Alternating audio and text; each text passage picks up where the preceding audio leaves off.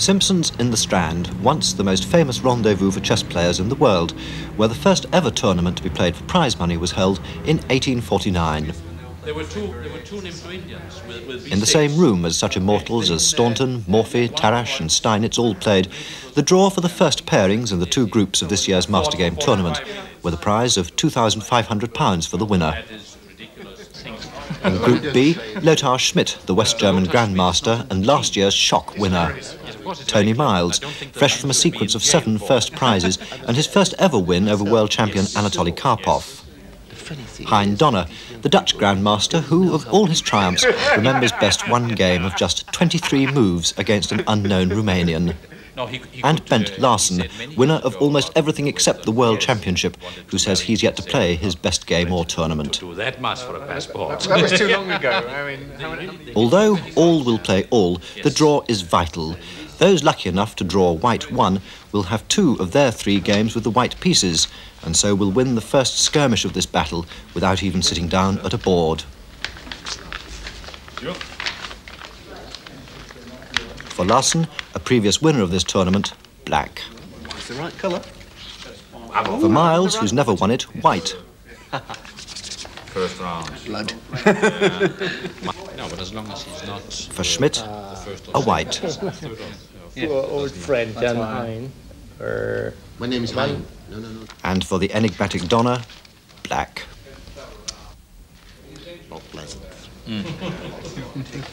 In Group A, Svatozar Gligorić, Yugoslavian Grandmaster, Nigel Short, the 15-year-old English schoolboy, Robert Byrne, the quiet American Grandmaster from New York, and somewhere, someone lost in the traffic.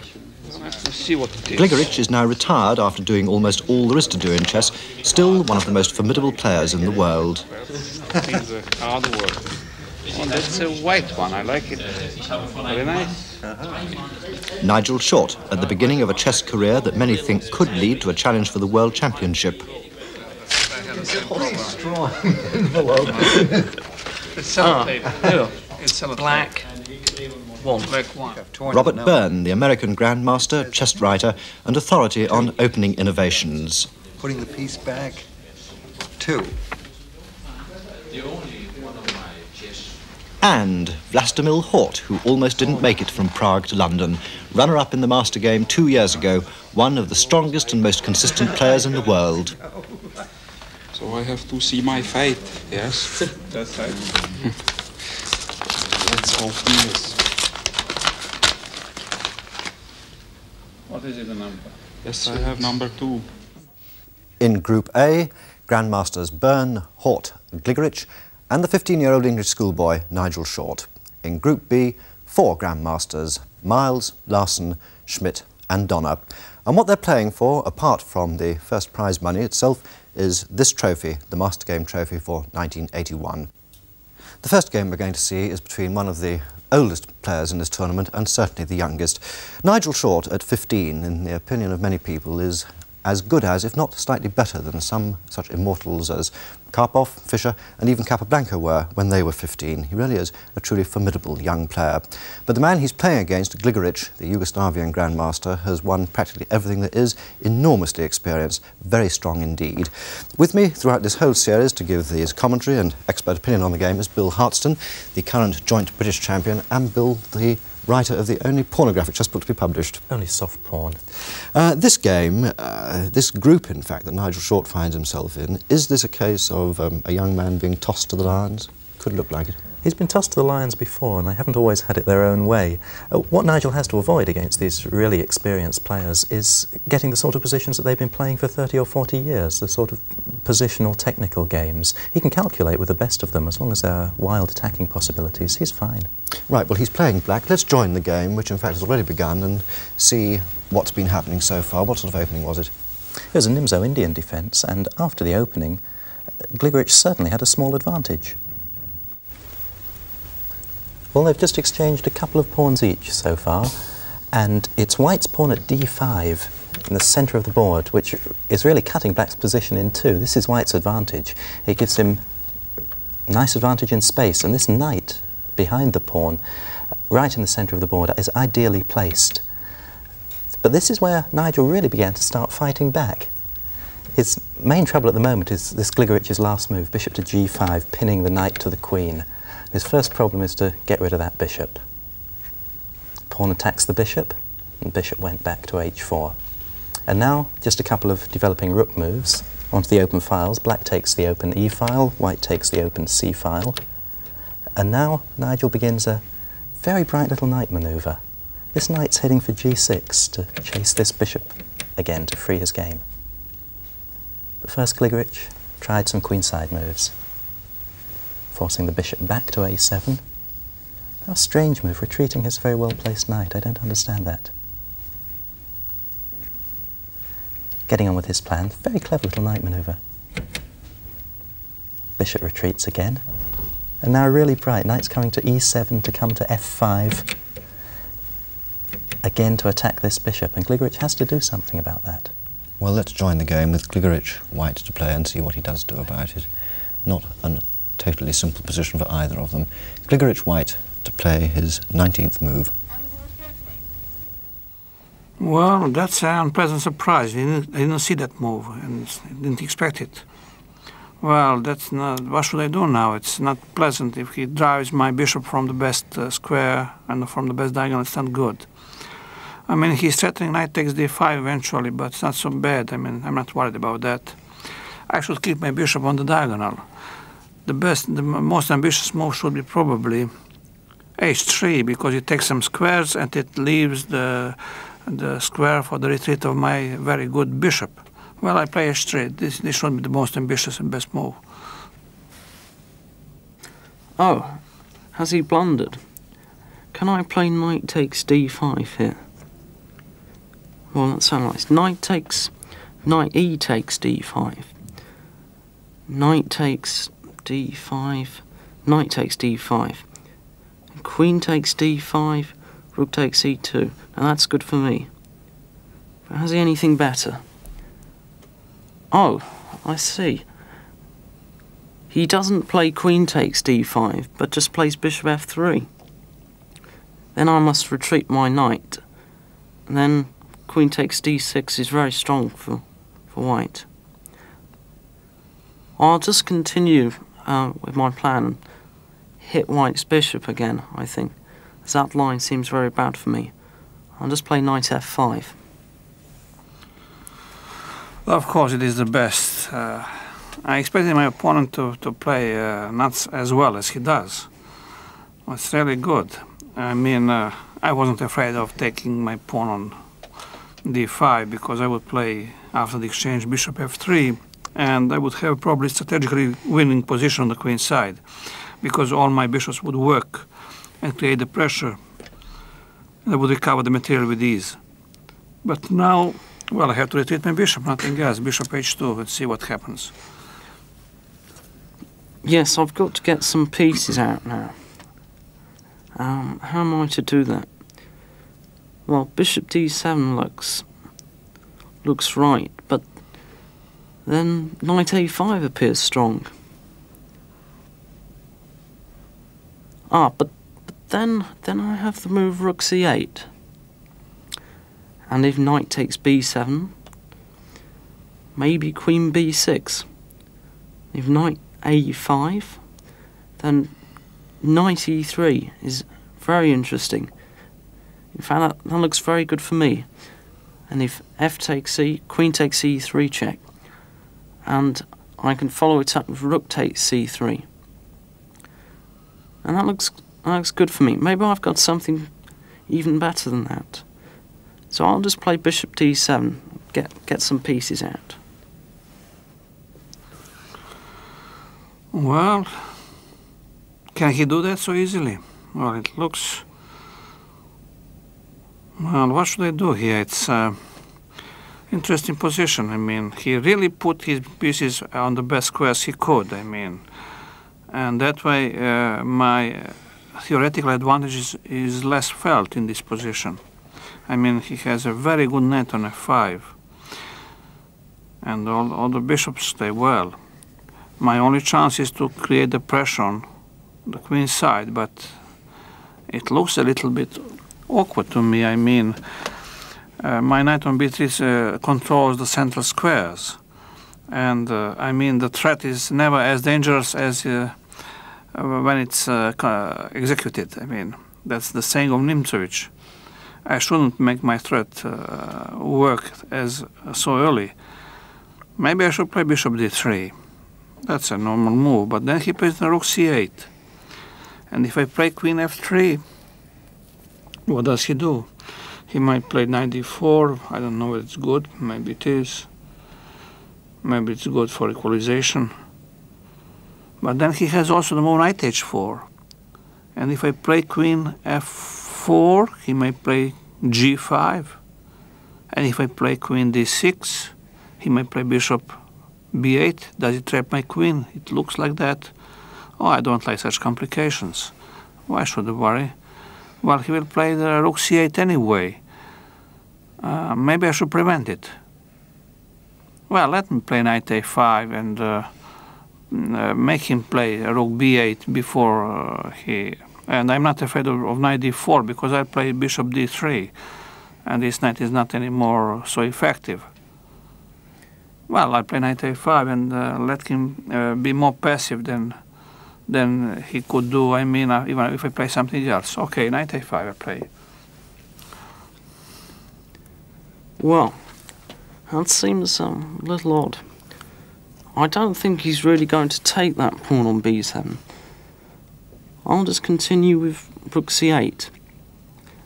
That knight was very useful on b3 because it was guarding the square d4. I think rook c8 is a good move here. I'll play it. Well, it is a surprise. Have I blundered something? Can't I take on b7? Well, let me see. If I take on b7, my knight is not very strong there. He can play maybe... What can he do? Let me see. He can play queen b6. I have to go with my knight. Well, then he can play knight e3 maybe. I have to take. He takes with the queen check. I go away. He takes my knight on c3 with the rook. Well, he has recovered the material. Well, he is active. I don't like this at all. Oh, that's pity. It works for him. Something is wrong with me. Well, what should I do? Maybe I should play bishop d3 and remove my bishop from the exposed square on e-line. Bishop d3, that should be good. Well, but maybe he has knight e3. I take, he takes bishop, I go away with the king after his check. He takes from e3 my rook on c1. I take the bishop on c1. He may takes on d5 the pawn. This pin is maybe unpleasant. That's not so easy. Should I allow that? No, I doubt. What should I do? Should I play maybe... Well, maybe I should remove all these threats. With this check and taking on e3, this threat on e3. If I play knight c4, that might be good because I centralize the piece, but I'm doing nothing, as a matter of fact. Because I moved my knight from the square where he attacked his pawn on b7. Maybe I should just try king h1 first, then I see what. Then I have a threat knight takes b7. Well, I'll make the king h1. Well, what did I do? I made a move, but this is terrible. I'm lost now. He can play bishop d4, and I'm lost. I mean, I played against all the rules of chess. I decentralized my pieces, and now he's coming in, and I have no good moves. How is it possible, Bill, for a grandmaster of Gligorić's experience to make a mistake like that? think he may just be panicking. It's not quite clear how bad it is yet. He's worried about this bishop d4 move chasing this other knight away, and then maybe a black knight can come into e4. Certainly the black pieces are attacking very strongly, especially this f2 square. You've noticed throughout this game, Nigel has been calculating much more than Gligorić, and he's a player of great calculating ability. Gligorić likes to rely on his judgment, and I think this king h1 move was played without sufficient thought. Not a blunder, but possibly an error of judgment. Possibly a blunder, certainly an error of judgment. Well, let's go back to the game with Short to play his 23rd move and see if he can take advantage of Gligorić's mistake. Well, what should I do here? Rook takes c3 looks an interesting move. Then he plays rook takes c3, and I play knight e4. Then I'm threatening his rook on c3. I'm threatening knight takes f2 check. Maybe you can just go rook f3. And then knight d4. But it's all very complicated. I can't really analyse that. Let's see if I've got anything simpler. Bishop d4 looks good here. Just attacking his knight. And he can't defend it because I just take on c3. And his bishop will be hanging on e2. Yes, in fact, bishop d4 looks a tremendous move. I'll play it. Of course, I'm lost here. I must be lost. That's terrible. I have no good move here. Whatever I do, my pieces are hanging. Well, this is really terrible. Well, if I play knight a2, he play knight e4, but I have no choice. What can I do? I would like to play bishop c4, but then again, I mean, it's a desperate move, but again he takes on c3. Or he plays b5 just right away. I don't know, both are good. He wins a piece, a material. Well, I play just what I have to do. Maybe some miracle will save me. Knight a2. Well, that was his only move, but it's a very good position for me now. I think I'll put his knight even more out of the way. I'll just exchange rooks, and then I have a choice of taking his d-pawn or playing knight e4. I'll exchange rooks first though. Well, that's not the best for him, I think. Why did he do that? He could have played knight e4 straight away, keeping my knight on a2 out of play, and he would have another tempo for his attack. Well, that gives me a chance maybe to do something for the defense. Well, I have to take with the knight anyhow. Knight takes e1. Well, if I take on d5, bishop d3 maybe. I don't know. Maybe he's got something better. It looks a bit risky, that. But what am I thinking about? Knight e4 is much stronger here. Just threatening knight takes f2 check. That's a really crushing move. I think there's very little defense. Maybe you can go g4. But then I can take on f2 anyway. And his king side will be completely shattered. Yes, knight e4. Well, I was hoping that he would take the pawn on d5, which would give me plenty of play, and but now it's really lost. I have nothing to do, can't do nothing. Knight d3 doesn't work because he will play knight c3 and wins a piece. My bishop on e2 is very unfortunate. My knight on a5 is out of play for a while. The pawn on f2 is not to be defended. I can't play queen to e1. Well, he has so many good moves. Even bishop c3 he can try, maybe, I don't know, or maybe knight c3. No, it doesn't work at all. My only tactical chance is here. Well, I think I'm lost, but even then, of course.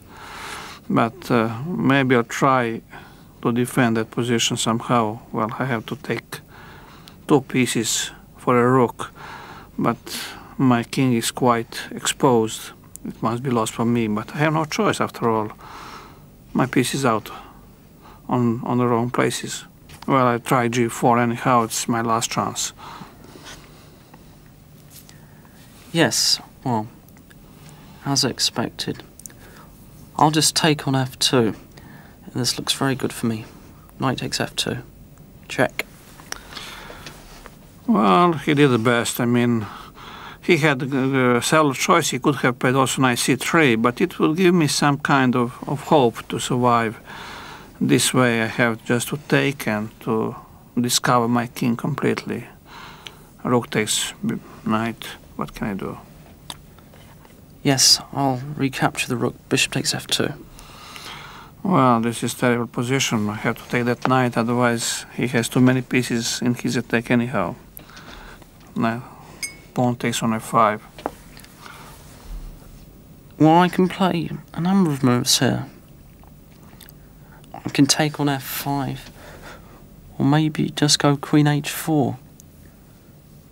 They all look very strong, but I like to take material when I've got the chance. I'll just play bishop takes f5. I feel a little bit confused in this position. I lost my balance. I didn't like that game to play this way. I thought he will play bishop e4. If I play bishop f3, he will play rook e1 check. That must be a terrible blunder by me, I don't know. Well, I should put my knight on d3 and put it in play, because when he took that rook before, he gave me a tempo for bringing this knight into play. Maybe I should make use of it. I play knight d3 without thinking. Yes. Well, bishop e4 check, that's nothing really. Well, even that gives me chances, but maybe I've got a better move. Queen h4 looks really powerful. I'm threatening all sorts of things, really. I'm threatening queen e4 check, and even bishop takes h3. It looks a good move. And if he plays knight takes f2, queen takes f2, and I threaten the bishop, and if it moves, then rook e1 wins. So queen h4. Yeah, this is simple. I mean, he brings another piece, and the most powerful piece into the attack. What should I do here? I'm completely lost. Well, should I think, or should I play quickly? Well, if I play bishop g4, he will just play bishop e4 check, and I did nothing.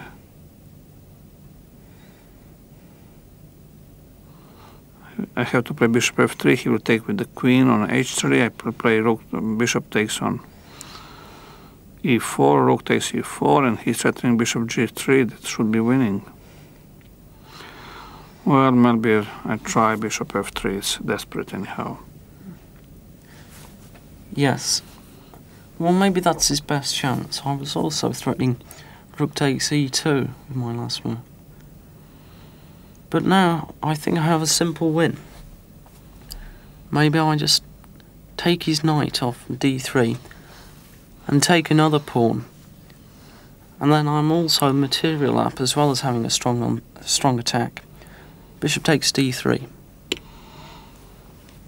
Well, he plays simple moves all the time. I was afraid of bishop g3 with terrible attack, but even this might be good. I'm not lucky to have a salvation here. Yes, it is good too. It's a terrible position. He comes in. Well, queen takes bishop on d3. What else? Yes.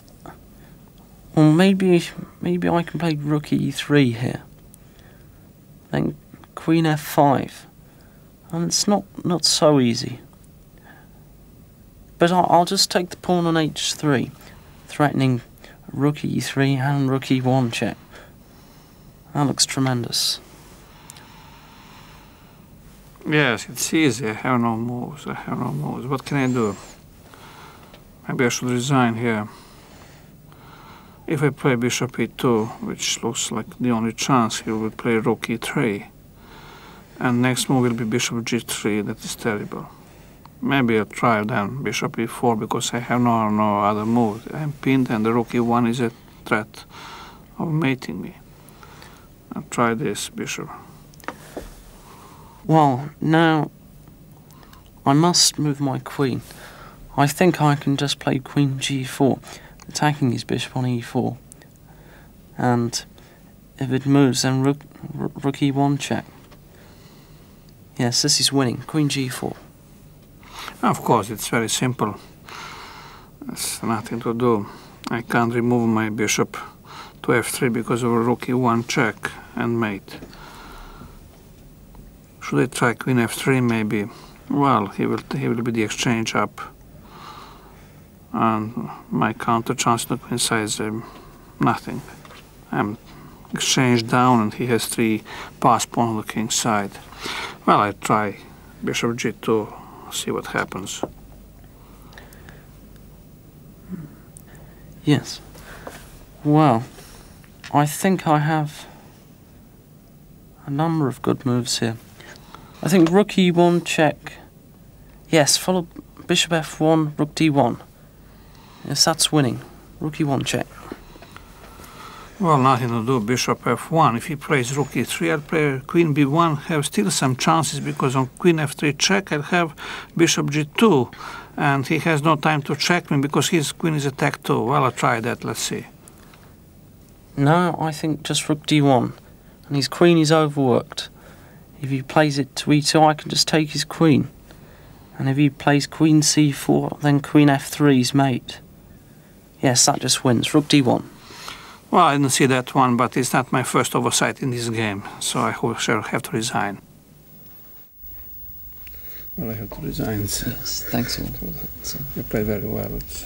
I destabilized my pieces. Bill, it looked as if Gligorić resigned in the very nick of time. Yes, he's just preserved some dignity by not getting mated. The rook attacks this queen, and the white queen on d3 is really overloaded. It has to stay on the defence of the bishop, which is also attacked by the rook. But after queen c4, to stay on the diagonal of the bishop, black comes in with mate. Queen f3 is mate. King checked by the queen, and the bishop can't go in the way because that would expose the king to check from the rook. Gligorić doesn't often lose games with the white pieces, and to get slaughtered like this is quite sensational. One of the curious things about that position, in fact, is the knight on a5, how it got out there, and why, having got there, it never took the b7 pawn, which it looked as if it could do at various times, threatening the queen, which was at that time on d8. Yes, that was really Gligorić's whole misconception in the whole game. He had the knight beautifully placed on d4 in the opening, beautifully centralised, and then played this wayward manoeuvre, decentralising at b3, a5, and only when he got there did he realise it was too risky to take the pawn on b7. Really, it was the sort of misjudgment one might have expected Nigel to make rather than Gligorić to make. Yes, it was just optimistic little manoeuvre, and when he got there he saw it was no good. Good game by Nigel, because I know that he wasn't feeling terribly confident before this tournament after what happened to him in the Phillips and Drew, where Korchnoi trampled all over him and Miles trampled all over him. Yes, but typically good Nigel game, just a straightforward attack. He wipes out the strongest players like this. It's astounding. Well, he certainly set the tone of this tournament, because by that win he immediately puts pressure on the other players in his group. Next week we're going to see the second game in Group A. It's between Vlastimil Hort, the Czechoslovakian Grandmaster, who is seeded number 2, second favourite, and the American Grandmaster, Robert Byrne. Until next week, from all of us here in Bristol, good night.